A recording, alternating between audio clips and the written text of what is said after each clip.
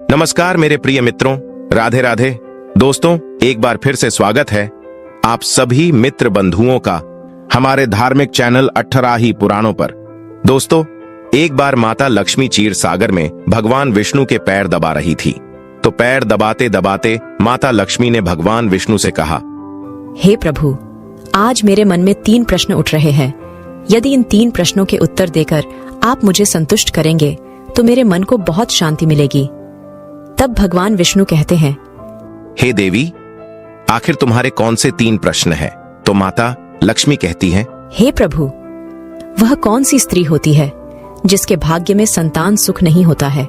दूसरा प्रश्न है कि कौन सी स्त्री समय से पहले विधवा होती है? और मेरा तीसरा प्रश्न है कि कौन सा श्रृंगार करने से स्त्री को स्वर्ग में स्थान प्राप्त होता है? दोस्तों, तब भगवान विष्णु कहते हैं कि हे लक्ष्मी, यह तुम्हारे तीनों प्रश्न बहुत ही ज्यादा महत्वपूर्ण हैं। जो भी व्यक्ति इन तीनों प्रश्नों के उत्तर समझकर इस पर्याप्त ज्ञान को अपने जीवन में उतार लेता है, उसे जीवन में सुख की प्राप्ति होती है। दोस्तों, भगवान विष्णु कहते हैं, हे देवी लक्ष्मी, अब मैं तुम्हें तुम्हारे तीनों प्रश्नों के उत्तर एक छोटी सी कहानी के माध्यम से देने वाला हूं। इस कहानी के माध्यम से तुम अपने तीनों प्रश्नों के उत्तर ठीक तरह से समझ पाओगी, परंतु मेरी एक शर्त है, जब तक मैं कहानी सुनाऊं तब तक तुम्हें इस कहानी को ध्यान से सुनना है। तो माता लक्ष्मी कहने लगी, प्रभु, मैं आपको वचन देती हूँ कि इस कथा को मैं पूरे मन और लगन से सुनूंगी। आप कृपया उस कथा को आरंभ करें। तो दोस्तों, आप सभी से एक विनती है कि आप भी इस कथा को पूरा जरूर सुने। इसे आधा अधूरा सुनना पाप माना जाता है। कथा शुरू करने से पहले कमेंट में जय मां लक्ष्मी और जय श्री हरि विष्णु अवश्य लिखे। साथ ही वीडियो को लाइक करना न भूले। तो चलिए आरंभ करते हैं। प्रिय बंधुओं, भगवान विष्णु कहते हैं, हे लक्ष्मी, किसी राज्य में एक छोटा सा नगर था। उस नगर में एक सेठ रहता था। उस सेठ के 2 बेटे थे और सेठ के बेटों की शादी भी हो चुकी थी। सेठ की पत्नी और सेठ के बड़े बेटे दोनों का ही स्वभाव दुष्ट प्रवृत्ति का था। इसलिए सेठ की पत्नी अपने बड़े बेटे की पत्नी से बहुत ही ज्यादा प्यार करती थी, मगर छोटे बेटे की पत्नी जो थी वह बड़े ही अच्छे स्वभाव की थी और वह एक पतिव्रता स्त्री भी थी और पूरे घर का सारा कामकाज भी वह अकेले ही करती थी। इतना कुछ होने पर भी सेठ की पत्नी और बड़े बेटे की पत्नी छोटी बहू का हमेशा ही अपमान करती रहती थी। दोस्तों, भगवान विष्णु कहते हैं, हे लक्ष्मी, सेठ के बड़े बेटे की बहू को एक बेटा था और छोटी बहू को एक पुत्री थी। सेठ की पत्नी हमेशा पुत्र को लेकर छोटी बहू को ताना मारती रहती थी, लेकिन वह क्या कर सकती थी? वह हमेशा उनके ताने सुनती रहती थी। दोस्तों, तब भगवान विष्णु कहते हैं, हे लक्ष्मी, अब मैं तुम्हें छोटी बहू की कहानी अच्छे तरीके से समझाता हूं। इस कहानी से तुम्हें तुम्हारे पहले प्रश्न का उत्तर प्राप्त होगा। तुम्हारा पहला प्रश्न था कि कौन सी स्त्री के भाग्य में पुत्र की प्राप्ति नहीं होती है। तब भगवान विष्णु कहते हैं, देवी, उस सेठ की जो पत्नी थी वह पहले से ही बड़े ही दुष्ट स्वभाव की थी।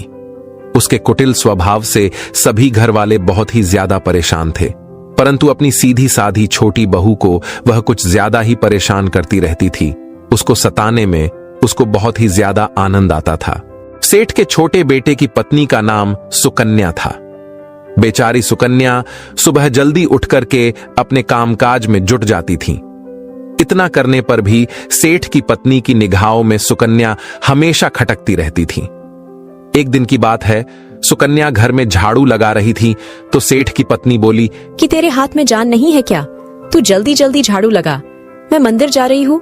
मेरे लौट कर आने से पहले तू भोजन बनाकर तैयार रखना और आते ही मैं उस भोजन को ग्रहण करूंगी। और सुन, अन्न का एक दाना भी बर्बाद ना हो पाए। बेचारी सुकन्या करती भी तो क्या वह अपनी सास की बातों को सुनती रही। तब घर की सफाई करने के बाद सुकन्या खाना बनाने में लग गई। खाना बनाते समय वह मन में सोच रही थी कि मैं इतना काम करने के बाद भी एक पल के लिए चैन की सांस नहीं ले पाती हूं और मेरी सास हर समय मेरे काम में कोई ना कोई गलती निकालती रहती है। सुकन्या यह सब सोच ही रही थी, जितने में दरवाजा खटखटाने की आवाज आई तो सुकन्या ने सोचा कि अभी तो भोजन तैयार ही हुआ है, लगता है मेरी सासू मां आज जल्दी ही लौट आई हैं। जब सुकन्या ने दरवाजा खोला तो उसने क्या देखा कि बाहर दरवाजे पर एक सन्यासी महात्मा खड़े हैं। दोस्तों, वह साधु महाराज सुकन्या से कहता है कि बेटी, तेरा सुहाग अमर रहे। बाबा को कुछ भोजन करा दे, मुझे बड़ी तेजी से भूख लग रही है। दर्शकों, भगवान विष्णु कहते हैं कि लक्ष्मी सुकन्या बहुत सुशील और संस्कारी थीं।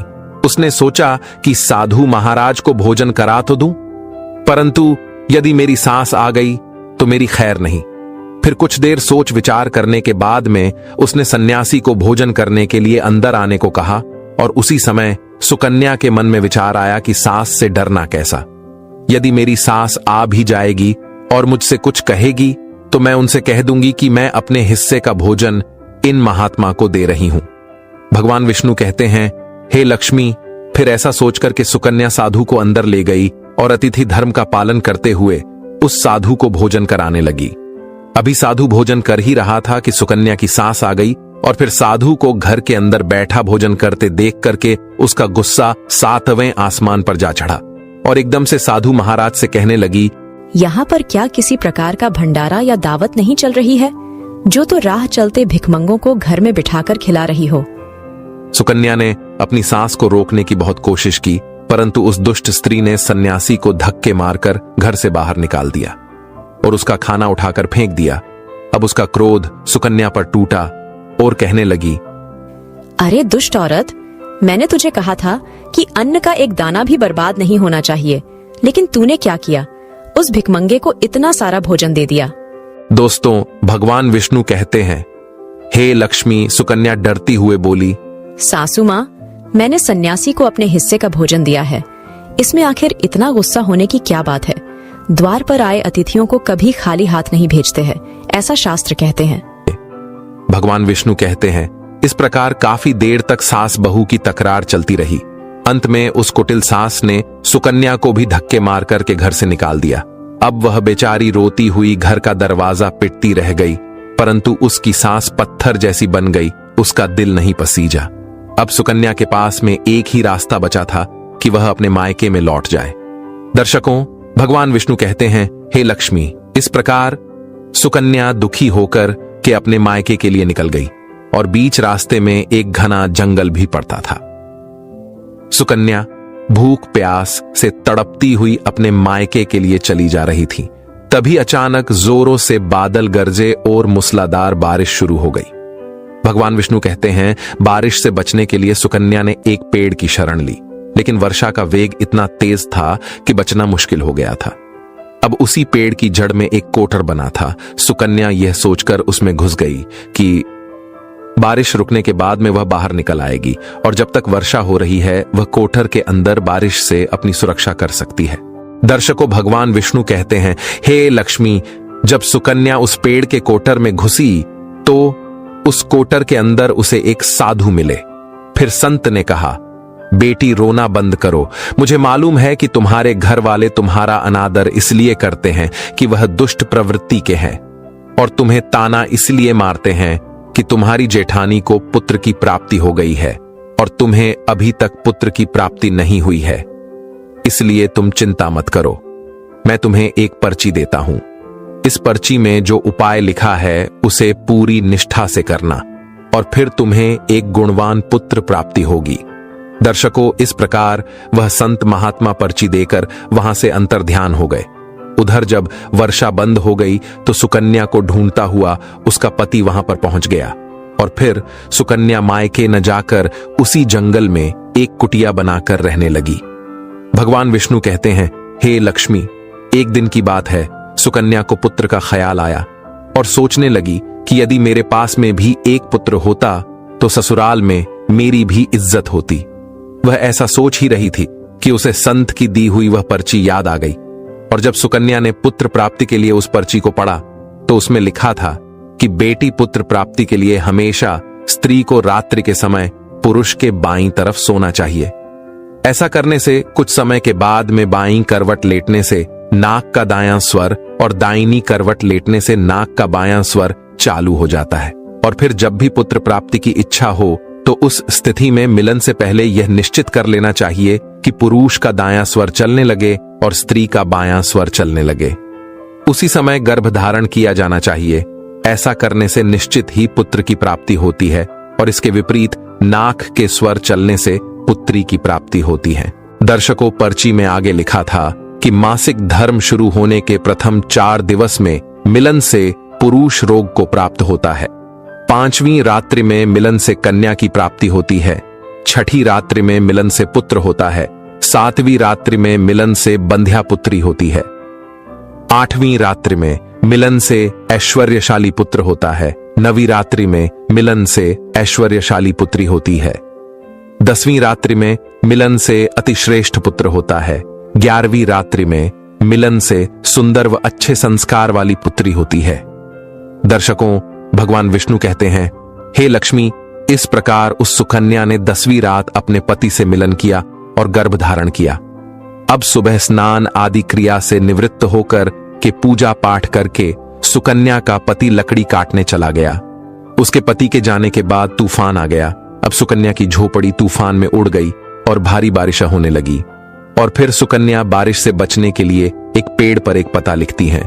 यह पता उसी कोटर का था जिस कोटर में सुकन्या बारिश से बचने के लिए पहले छुप गई थी। और सुकन्या ने पेड़ के ऊपर पता इसलिए लिखा था कि जब उसका पति वापस आए तो पेड़ पर लिखा हुआ पता पढ़कर के उसी कोटर के पास आ जाए। दर्शकों, भगवान विष्णु कहते हैं, हे लक्ष्मी, उधर सुकन्या उस कोटर में आकर छुप जाती हैं, जो कोटर एक पेड़ की जड़ में बना हुआ था। उस पेड़ के पास में 2 राक्षसी का निवास स्थान था। इधर तो वह सुकन्या वर्षा से बचने के लिए उस कोटर में छुपी हुई थी और उधर वह दोनों राक्षसी बारिश से परेशान होकर के उस पेड़ की तरफ चली आ रही थी। फिर तो पेड़ के नीचे आकर के एक राक्षसी कहने लगी, अब तो चला भी नहीं जाता, वरना मन तो कर रहा था कि सोना टापू पर चली जाऊं। तभी दूसरी राक्षसी बोली, इसमें क्या बड़ी बात है, ये पेड़ हमें अभी उड़ा करके वहीं पहुंचा देगा जहां पर सोने का टापू है। दर्शकों, ऐसा कहकर कि वह दोनों राक्षसी पेड़ की शाख पर बैठ गई और पेड़ एकदम से उड़ने लगा। उधर थकी हारी सुकन्या कोटर में छुपी हुई थी।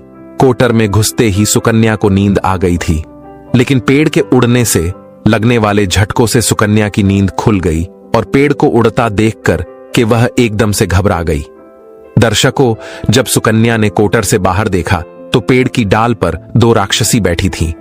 अंततः सुकन्या ने परिस्थिति के साथ समझौता किया और सोचा कि जो होगा अच्छा ही होगा।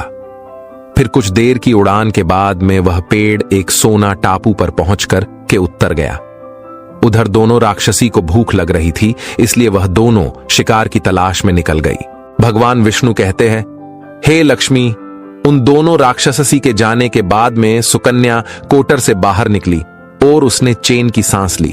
अब जैसे ही सुकन्या ने सोना टापू पर फैली रेत को देखा तो एकदम से अचंभित में पड़ गई कि यह रेत तो चमचमा रही है। और जैसे ही सुकन्या ने रेत को हाथों में उठाया तो एकदम से चिल्लाने लगी, अरे यह तो सोने की रेत है। और फिर सुकन्या ने अपनी साड़ी की आंचल में वह जितनी रेत बांध सकती थी उसने बांध ली और पुनः आकर के उसी कोटर में छिप गई। दर्शकों, भगवान विष्णु कहते हैं, इधर तो सुकन्या का उस कोटर में वापस जाना हुआ, उधर दोनों राक्षसी पेड़ पर वापस आ गई और वह आपस में कहने लगी, आज तो भरपेट खाना खा करके पूरी तृप्ति हो गई, अब चलो वापस लौट चलते हैं हम जहां से आए थे। और फिर इस प्रकार थोड़ी देर में वह पेड़ उड़ करके उसी स्थान पर पहुंच गया जहां से वह पेड़ उड़ करके गया था। भगवान विष्णु कहते हैं, लक्ष्मी वह सुकन्या तब तक उसी कोटर में छुपी रही जब तक किसी कार्यवश वह राक्षसी उस पेड़ से चली नहीं गई। और जैसे ही वह दोनों उस पेड़ से चली गई, वैसे ही सुकन्या सोने की रेत लेकर के उस कोटर से बाहर आ गई और मन में सोचने लगी कि इतना सारा सोना देख करके मेरी सासू मां खुश हो जाएगी और अब मैं अपने ससुराल वापस जाऊंगी और अपनी सासू मां को इतना सारा सोना दूंगी, फिर वह मुझसे कभी भी नफरत नहीं करेगी और मुझसे प्यार करने लगेगी। भगवान विष्णु कहते हैं, हे लक्ष्मी, इधर तो सुकन्या ऐसा सोच रही थी, तब तक सुकन्या का पति सुकन्या को ढूंढता हुआ उसी कोटर की तरफ आ जाता है और सुकन्या अपने पति को सारी बात बताती है और अपने पति के साथ वापस अपने ससुराल पहुंच करके अपनी सासू मां से कहती है, देखो सासू मां, मैं आपके लिए क्या लाई हूं। और ऐसा कहकर के वह सारा सोना अपनी सास को देती है और उसे सोना कैसे प्राप्त हुआ वह सारी घटना भी अपनी सास को बता देती है। भगवान विष्णु कहते हैं, सोना लेने के बाद में सुकन्या की सास एकदम से क्रोधित होकर के बोली, अरे मूर्ख औरत, तू बस इतना ही सोना लेकर आ गई। इतने सोने से क्या होगा? मैं होती तो बहुत सारा सोना लेकर आ जाती। फिर अपनी सास की बात सुन करके वह सुकन्या कहने लगी, माँ जी, हमारी 3-4 पीढ़ियों के लिए इतना सोना काफी है। तो सास कहने लगी, अरे मूर्ख, सोना भी काफी होता है क्या? जितना हो उतना ही कम है। अब देख, मैं जाऊंगी और कितना सोना लेकर आती हूं। भगवान विष्णु कहते हैं, हे लक्ष्मी, सुकन्या ने अपनी सास को बहुत समझाया, परंतु उस लालची दुष्ट स्त्री के समझ में एक भी बात नहीं आई। उसने सुकन्या की एक भी बात नहीं सुनी और जाकर के उसी पेड़ के कोटर में बैठ गई। उधर वह दोनों राक्षसी जैसे ही पेड़ पर आई तो एकदम से वह पेड़ उड़ने लगा। इधर तो पेड़ उड़ता हुआ जा रहा था, उधर वह सुकन्या की सास मन ही मन में बहुत खुश हो रही थी कि आज मैं बहुत सारा सोना एक साथ फटोर के लाऊंगी। भगवान विष्णु कहते हैं, इधर तो सुकन्या की सास अपने मन में खुशियां मना रही थी। उसी समय एक राक्षसी कहने लगी, चलो आज स्वर्ण द्वीप पर न चलकर के मत्स्य द्वीप पर चलते हैं। आज मछलियां खाने का बहुत मन कर रहा है। और फिर जैसे ही राक्षसियों ने मछली खाने का मन बनाया, वैसे ही वह पेड़ मत्स्य द्वीप की तरफ उड़ चला। भगवान विष्णु कहते हैं, हे लक्ष्मी, इस प्रकार राक्षसियों की बात सुनकर के कोटर में बैठी वह लालची स्त्री स्वयं पर संयम नहीं रख सकी और एकदम से बोल पड़ी, अरे तुम सोना टापू क्यों नहीं जा रही हो? मत्स्य द्वीप मत जाओ, सोना टापू पर चलो। अब जैसे ही उस लालची स्त्री इतनी आवाज दी तो राक्षसियों ने समझ लिया कि इस पेड़ की कोटर में कोई जरूर छिपा बैठा है और उन्होंने एकदम से जैसे ही कोटर में प्रवेश किया और फिर जैसे ही उन दोनों राक्षसियों ने उस लालची स्त्री को देखा तो एकदम से उसे उठा करके पेड़ से नीचे फेंक दिया और धरती पर गिरते ही उस लालची स्त्री की मौत हो गई। अब जैसे ही सूचना उसके घर वालों को मिलती है तो उस स्त्री का पति यानी सुकन्या का ससुर सुकन्या के पास जाता है और उससे कहते हैं, बेटी, मैं तो उसे पहले से ही समझाता था कि तू ऐसा काम मत कर। कभी भी किसी को लालच नहीं करना चाहिए और बहुएं बेटी की तरह होती हैं, उनको प्यार देना चाहिए। मगर उसने मेरी एक भी बात नहीं मानी और उसे उसके कर्मों का फल आज मिल गया। भगवान विष्णु कहते हैं, हे लक्ष्मी, उधर सुकन्या अपने पति के साथ में सुखपूर्वक जीवन यापन करने लगी। फिर कुछ समय गुजरने के बाद में सुकन्या को एक गुणवान पुत्र की प्राप्ति हुई और पुत्र की प्राप्ति के बाद सुकन्या की खुशी का ठिकाना नहीं रहा और वह भगवान का शुक्रिया करने लगी। उधर सेठ के बड़े बेटे की बहू, जो हमेशा सुकन्या को पुत्र को लेकर ताने मारती रहती थी, जब सुकन्या को पुत्र की प्राप्ति हो गई और उसे धन भी प्राप्त हो गया, उधर सेठ के बड़े बेटे और बहू के दिन गरीबी में गुजरने लगे। तो सेठ की बड़ी बहू जाकर के सुकन्या के आगे हाथ जोड़ करके अपनी गलती के लिए माफी मांगने लगती है। सुकन्या एक बहुत ही दयावान स्त्री थी और बहुत ही मधुर संबंध वाली स्त्री थी, इसलिए वह अपनी जेठानी को माफ कर देती है और वह जो भी सोना लेकर आई थी उसमें से कुछ सोना वह अपनी जेठानी को भी दे देती है। इस प्रकार वह पूरा परिवार अच्छे से जीवन यापन करने लगता है। भगवान विष्णु कहते हैं, लक्ष्मी, इस प्रकार जब समय धीरे धीरे सुखपूर्वक व्यतीत होने लगा तो सेठ की बड़ी बहू का जो पुत्र था वह अवगुणी था, इसलिए उसने सारा धन अवगुणों में बर्बाद कर दिया और सुकन्या को जो पुत्र हुआ था वह बहुत ही गुणवान था। वह अपने जीवन में इतना आगे बढ़ा कि उसने अपने मां बाप का नाम रोशन कर दिया। और फिर जब सुकन्या और उसकी जेठानी का जीवन समाप्त हुआ तो सुकन्या को स्वर्ग की प्राप्ति हुई और उसकी जेठानी को नरक में स्थान मिला। भगवान विष्णु कहते हैं, लक्ष्मी, तुम्हारा पहला प्रश्न था कि कौन सी स्त्री के भाग्य में पुत्र नहीं होता, तो समझ लो संत के द्वारा दिए गए पर्चे के विपरीत जो कार्य करते हैं उनके भाग्य में पुत्र योग नहीं होता। लक्ष्मी, तुम्हारा दूसरा प्रश्न था कि कौन सा गहना पहनने से स्त्री या पुरुष की दर्दनाक मौत होती है, तो समझ लो वह है लालच रूपी गहना, जो सेठ की पत्नी ने पहना था और खूब सारा सोना लाने के लालच में कोटर घुस गई और राक्षसियों द्वारा नीचे फेंक दिए जाने के कारण सेठ की पत्नी की दर्दनाक मौत हो गई। इसलिए लालच रूपी गहना कभी नहीं पहनना चाहिए। लक्ष्मी, अब तुम्हारा तीसरा प्रश्न था कि कौन सा श्रृंगार करने से स्त्री को स्वर्ग में स्थान मिलता है, तो वह चरित्र रूपी श्रृंगार, यानी कि चरित्रवान और पतिव्रता स्त्री। सेठ की छोटी बहू सुकन्या की तरह मृत्यु के बाद स्वर्ग में जाती है, इसलिए हर विवाहित स्त्री को पतिव्रता और चरित्रवान होना चाहिए। दोस्तों, आपको यह कहानी कैसी लगी कृपया हमें कमेंट में जरूर बताएं। अगर आपको कहानी पसंद आई हो तो अपने मित्र बंधुओं के साथ जरूर शेयर करें। आशा करते हैं यह जानकारी आपको अच्छी लगी हो। अधिक धार्मिक जानकारी के लिए हमारे 18 ही पुरानों चैनल को सब्सक्राइब करें और हमसे जुड़े रहें। आप सभी का धन्यवाद।